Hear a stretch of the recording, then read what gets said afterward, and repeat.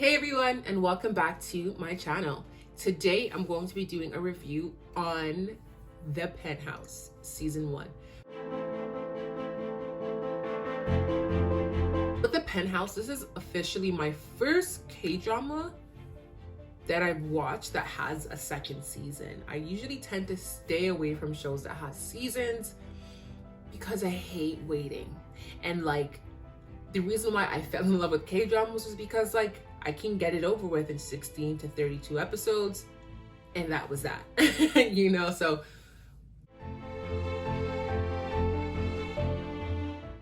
So we have Shim Soo-rayon and her husband Ju Dante.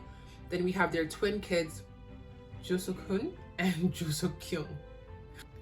Now we have Cha Sun-jin's family, and I know y'all know she look crazy.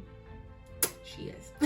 And then we have her husband Ha Yoon-chul and their daughter Ha Yoon-byul. Next we have Yoon-hee, and with Yoon-hee, clearly she's a single mom, and with her we have her daughter Bae-rona.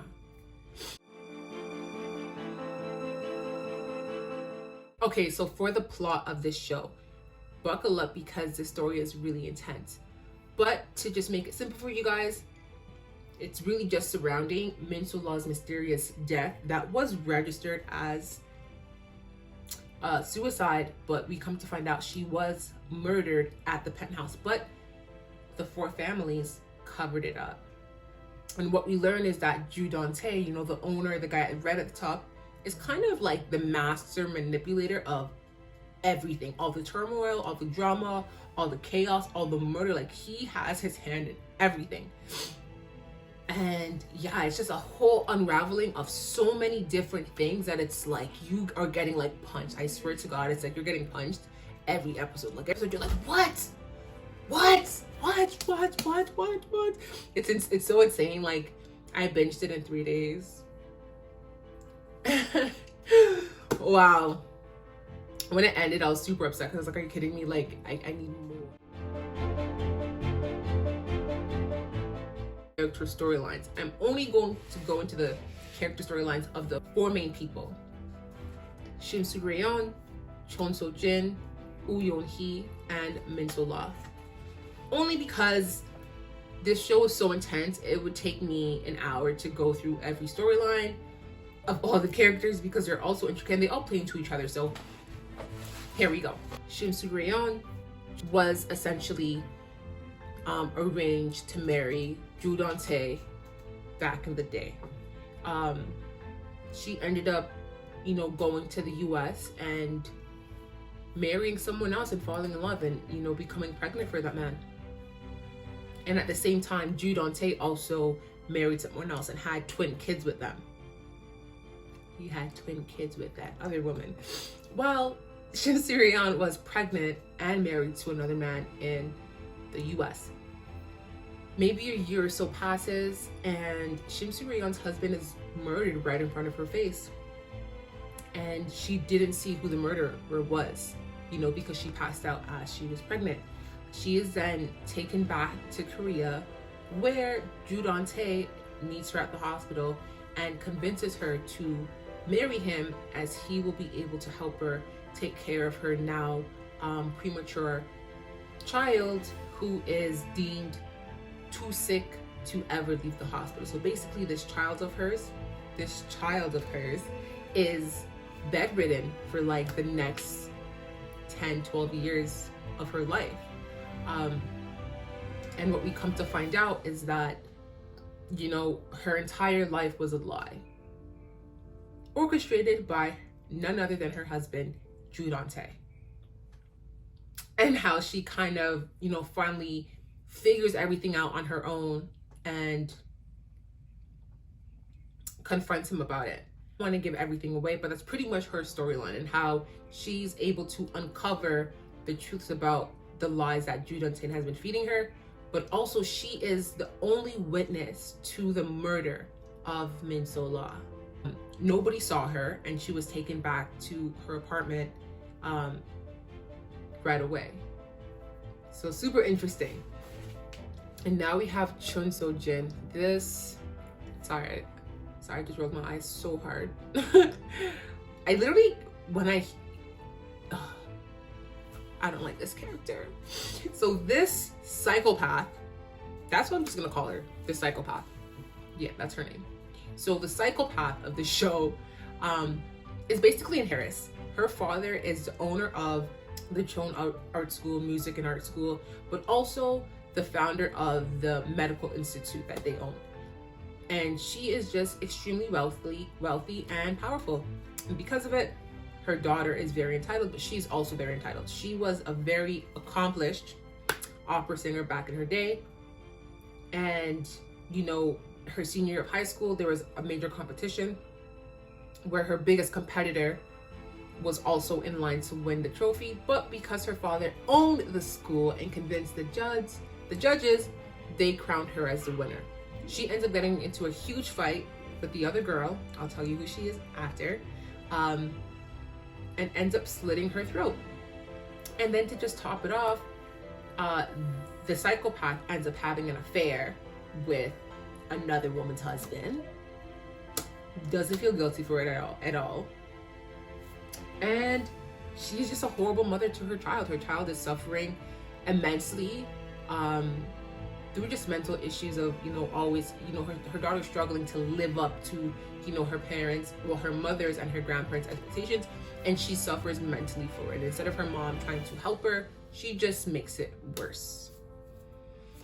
So she is the villain of the show. She is ultimately the psychopathic villain of the show, and I really do not like her. But I will say the actress who portrayed this character did a phenomenal job. I will say that. Okay, now Woo-yeon-hee. Now this is where things get cute. So Woo-yeon-hee is that girl who the psychopath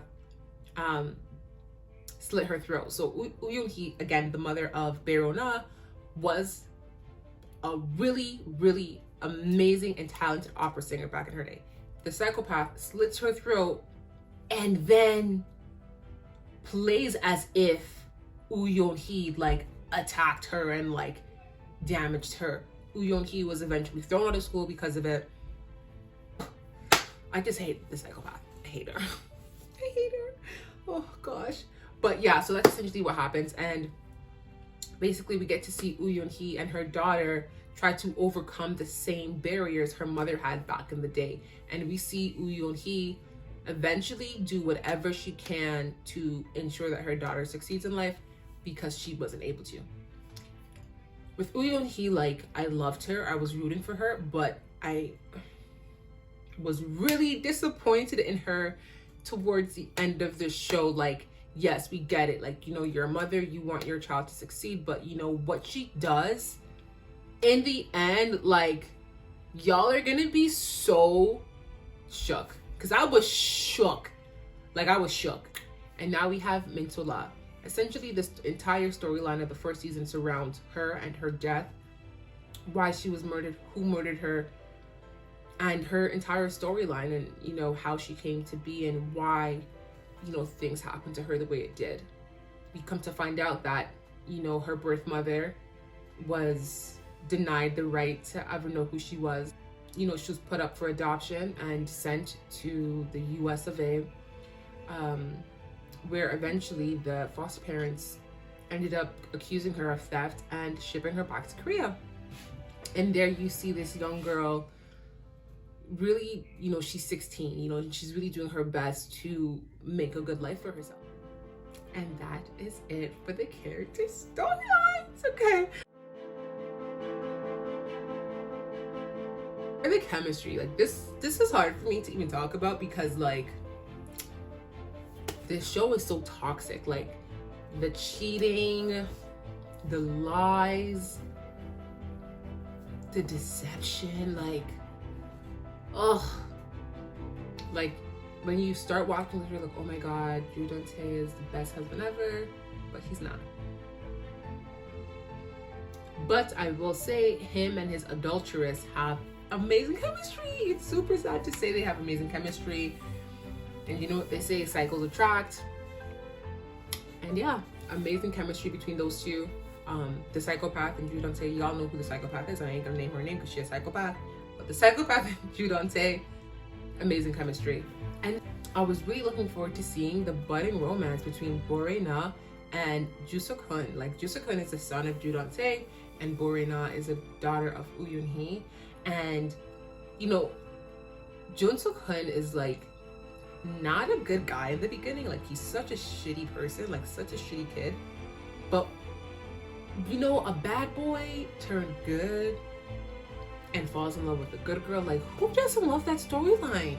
Like you end up seeing like how because of his feelings for Borena, he starts to kind of change it, but he starts to not be as evil and vindictive and manipulative as his twin sister and the other friends in their friend group, which is beautiful to see. Like I love seeing a good girl turn a bad boy around.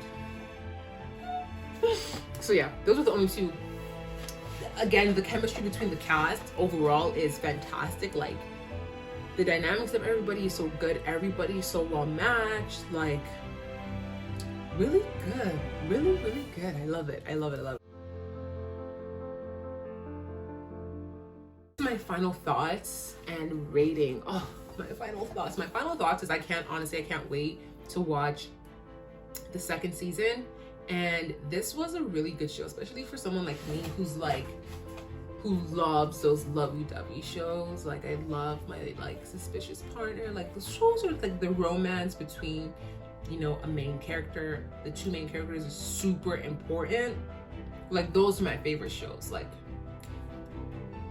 a show where you can really hate and love but also understand the characters is always a good show. Like you hate a majority of the cast, and there's a portion of them that you absolutely love while you hate them, and there's a portion of them that you hate but understand them. Like the psychopath, like I hate her, but I understand her pain and I understand where it stems from, and I understand why she is the way she is. I may not, you know, like her character because of all the horrible things she has done and continues to do, but you know, villains you can sympathize with are always good villains. Rating, honestly, I would have to give it a 10 out of 10. So I really hope you guys like this review, and please leave any comments in the comment section down below. Leave me a thumbs up if you like this, and also if you have any suggestions on any shows you would like me to watch, drop those in the comment box. And if I have not watched them, I'll be sure to binge them before I see you guys next week. Thank you again, guys. Bye.